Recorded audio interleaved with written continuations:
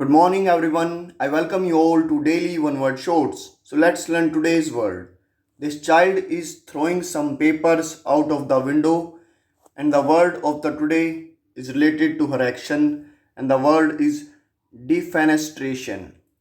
How do you pronounce defenestration?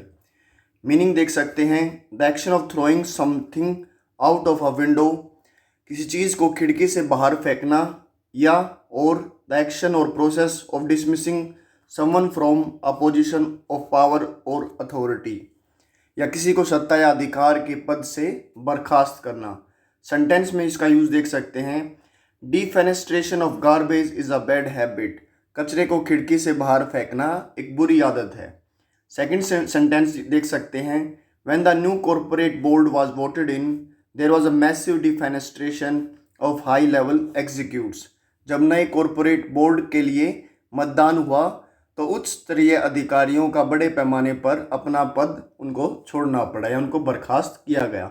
Synonyms are evict, exile, etc. Antonyms are receive and welcome. Thanks for watching this one word shorts. Like, subscribe and share please. Jai Hind, Jai Bharat.